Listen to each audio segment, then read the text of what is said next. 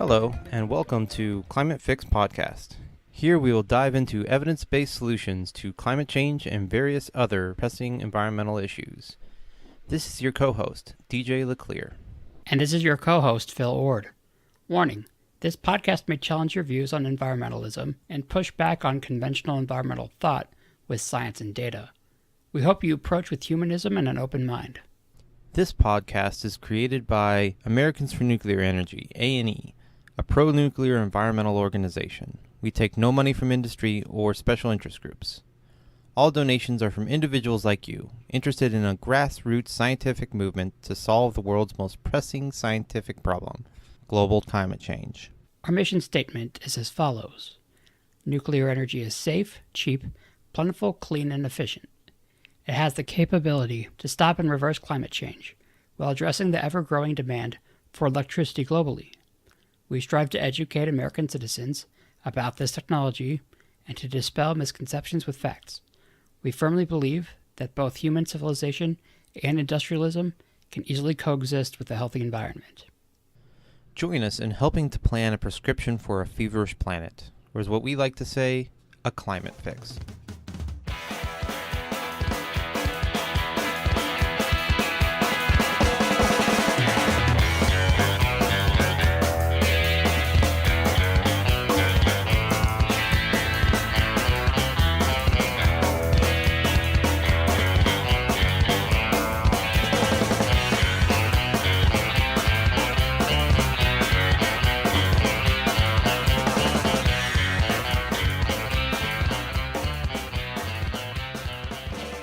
Welcome back. First, let's go over some of the reasons why we are so enthralled by nuclear power. What do you think, DJ? Definitely, that would be a good start. You know, there's a lot of misinformation out there when it comes to climate change, vaccines, GMOs, evolution, and various other scientific doctrines and technologies. Nuclear science and nuclear power might indeed be the most lied about and misunderstood of them all. Oh yeah, 100%. To be honest, it is hard for the general population to separate fact from fiction on a technology that is mysterious and gets so much bad press. Hell, I was always interested in nuclear power, being a nerd science kid, but I was always convinced it was too dangerous. Before I got out of high school, I honestly don't think I ever really thought about nuclear much. That was until I got into the nuclear navy, where they trained me to be an operator on nuclear aircraft carriers. That was about the time that I fell in love with nuclear technology. Just so listeners know, let's go over some of the remarkable facts about nuclear power. I think the reality of its safety is one of the most unbelievable things. Nuclear, as of now, generates around 10% of global electricity and has only led to around 50 confirmed direct fatalities, all from Chernobyl. Depending on how cancers, deaths from fallout have been predicted, which is very hard to do, nuclear power is still ranked in safety in the same ballpark as wind and solar in terms of deaths per unit generation. Compared to climate change and fossil fuel use, nuclear power has actually prevented almost 2 million deaths worldwide.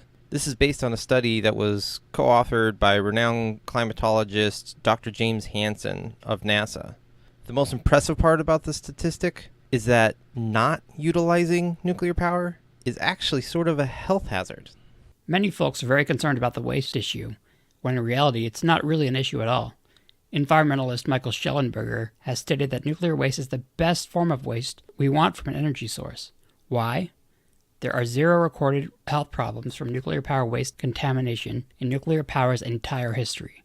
Not only that, every little bit of it is contained in robust containers, doing nothing.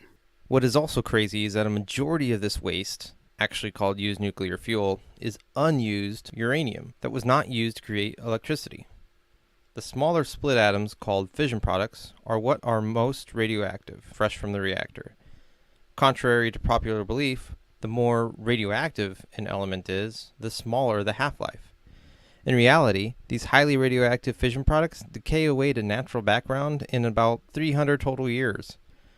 This is much different from the hundreds of thousands of years or even billions of year half-lives of uranium and plutonium nuclear fuel. When we talk about energy renewability and energy sustainability, nuclear is a top contender. Only 1 to 5% of the original fissionable uranium in fuel rods is actually used until the rod itself wears out. We can essentially reprocess or recycle this nuclear power waste over and over again until it is gone. France does the lion's share of fuel reprocessing in the world today. Plus, a fissionable uranium atom releases 2 million times more energy than a hydrocarbon bond from fossil fuels. For sure, the energy returned on investment is almost stupidly high. So much bang for your buck. This means that we need very little fuel, and thus we practically never run out, leaving behind even smaller amounts of wastes. One has to wonder how nuclear energy is not classified as a renewable source. Limitless fuel for limitless energy without a gram of carbon dioxide emitted. This almost sounds too good to be true. Yet we're doing it today, powering a fifth of our electric grid and accounting for 2/3 of our nation's clean electricity generation. Oh my gosh, it does sound too good to be true, even though it is absolutely true. It also gets even better from here. The energy density of uranium means so much for conservation efforts, material extraction, and use. Nuclear power ranks one of the lowest in terms of mining, land use, transmission infrastructure, and water pollution, because there is no water pollution. It is on all the time, meaning we don't have to flood the natural environment with overbuild of wind and solar, and mine those rare minerals used in their construction. We can stop relying on and tear down hydroelectric dams for carbon-free power. Damming does unspeakable harm to aquatic ecosystems. Having a degree in biology, this is a conservationist's dream. Limitless clean energy with the least environmental footprint. The insane part is this is just a taste of reality for nuclear science. Much of our future podcasts will be talking to experts in various scientific fields onto which nuclear technology can intersect. The stakes could not be higher either. Scientists are telling us that we have a pretty darn narrow window to turn the ship around on a runaway greenhouse effect. This is our Apollo 13 moment, and if we don't do things exactly right, we'll face disaster. Absolutely. Nuclear offers us our best chance to decarbonize large swaths of civilization quickly and affordably. Many don't realize how hard of a task total decarbonization is, as pretty much the entire global economy is based on fossil fuel. Anything you touch and feel that is man-made has carbon-intensive energy behind it. Frankly, it is almost miraculous that we have invented nuclear fission, because I honestly believe it would have been game over for the planet if our only options were unreliable and limited wind, hydro, and solar. It is also an ethical imperative that mankind has access to cheap and constant power, especially to lift up the world's poor. I digress, but hey, let me ask you, DJ, what brought you to nuclear environmentalism? So my story started back when I was in the nuclear Navy. I did reactor plant and steam plant chemistry, as well as radiological controls. Initially, I wasn't actually concerned when it came to global warming and other environmental issues. Although I thought nuclear was amazing technology, I figured that fossil fuels were cheap and plentiful and it would be no problem just to use them. When we run out of fossil fuels, then we go nuclear, was my thought. Not long ago, I had a moment where I decided that I'd start taking in new information, analyzing it for validity, and accepting or rejecting whether or not it goes against my previous held beliefs. I remember thinking about how people had wild beliefs about nuclear that just weren't true, and that if they were just willing enough to research and take into account what the experts were saying, they might actually see how safe nuclear was and how wrong they were about it. Then I realized how I was actually doing the same thing when it came to climate change, environmental issues. I was unwilling to look at the evidence and talk to the experts because I didn't want to hear that I was wrong. I finally came to terms with accepting the evidence for climate change. It was a combination of being willing to change my mind and realizing nuclear power, something I was part of, could allow us to combat it while bringing the world out of energy poverty. I realized that we didn't have to be anti-human to fix our environmental issues. Soon after, I actually started getting involved with some other nuclear advocates, and mostly on Facebook, actually. I spend a lot of time on Facebook advocating for nuclear power. And recently, I've joined Americans for Nuclear Energy, and I've worked with other nuclear advocate groups to spread the word about the fact that we really need nuclear power. And so that's what brings me here. What is your nuclear story, Phil? So I got to nuclear my last few years of college. I was frustrated with my future employment prospects because I suffer from a pretty severe form of muscular dystrophy, and I wanted to be a lab scientist doing biotechnology, but I realized the amount of schooling required for that would have just been too much, and I already suffer from some fatigue issues. So I was pretty depressed my last few years of college, but then I watched this documentary called Pandora's Promise, which talks about nuclear power as a potential environmental tool, and it had a lot of misconceptions about it. So that blew my mind. I've always been a fan of nuclear power, but I was always told it was too dangerous. So I realized, I can use my degree in biology, not necessarily for basic science research, but to be an environmentalist. I forgot that I took a course my freshman year of college, a scientific writing course for a seminar, and we were talking the entire semester about, quotes, the climate controversy, even though there really is no controversy, but it just gave us some more information on what climate change is and, how it will potentially cause lots of harm in the future.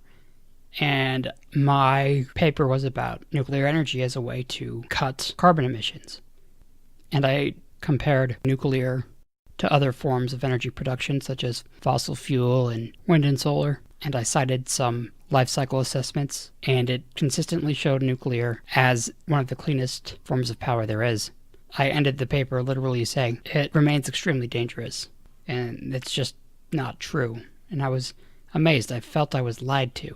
But once I learned the truth, I never looked back, and I decided I needed to advocate somehow. What better way to do that than with social media? And I'm on it a lot, so I started my page, Americans for Nuclear Energy, and went from there. I went on to learn as much as I could know about nuclear power, energy systems, pragmatic schools of environmental thought, such as eco-modernism. I went to a nuclear conference called Thorium Energy Alliance, and I learned about the potential other things nuclear can do too, such as giving us clean drinking water from the oceans, making zero-emission fuels through carbon capture, and its capacity to recycle vast quantities of material so we don't have to throw things in landfills all the time. This podcast will especially help us talk to people that might not really understand or know that much about nuclear power and other pragmatic environmental solutions. And lastly, what motivates me is the world is getting warmer and it's scaring me. Not to dampen the mood or anything, but my degenerative muscle disease has given me a shorter lifespan, and I don't have any time to waste. I have a niece and a nephew, and I don't want them to inherit a world that is chaotic, and a way to ensure that it won't be is to get this climate thing under control. I don't see any other way to do it than with nuclear, so we should get our act together. But anyway, that's how I got to nuclear power. I can't seem to stop doing it. That's awesome. Man, we've been talking this for a while now. To those listening in, we're going to switch gears a little bit and talk a little more about how we're wanting to format Climate Fix podcast for future episodes. Today was more of an introduction on who we are and why we will focus so much on nuclear energy. Phil, do you want to explain our setup? Sure. We will have some intro music after we'll identify the podcast and welcome folks tuning in, and then introduce the hosts. The episode's topic will be stated with a brief background on the expert we will interview. So we are easy on the ears. Each section will be broken up by a brief music break. After our introduction, we will then share current nuclear and environmental news. Yeah, we figured it would be a good idea to keep the listeners informed on the latest when it comes to energy policy, technology developments, and environmental issues. After the news section, we will jump right into the interview portion after a brief music break.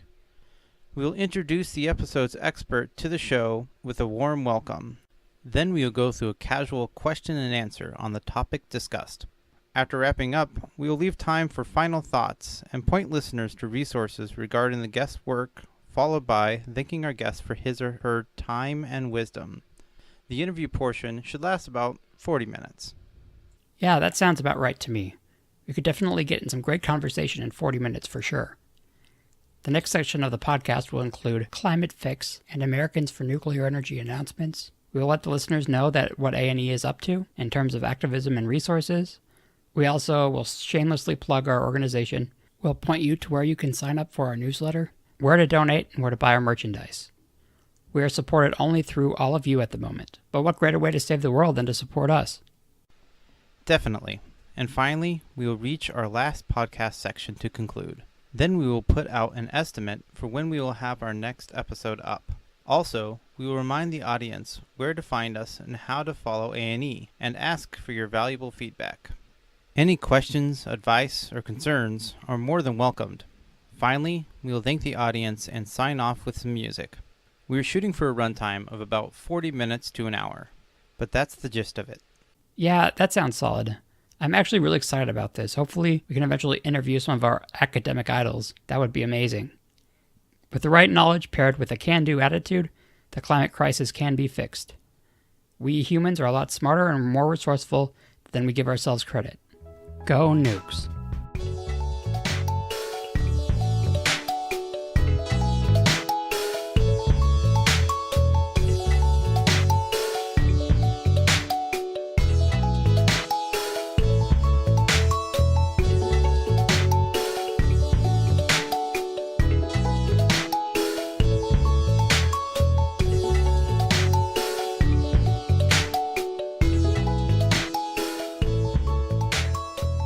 Well, thanks to all of you for tuning in to our first episode of Climate Fix Podcast.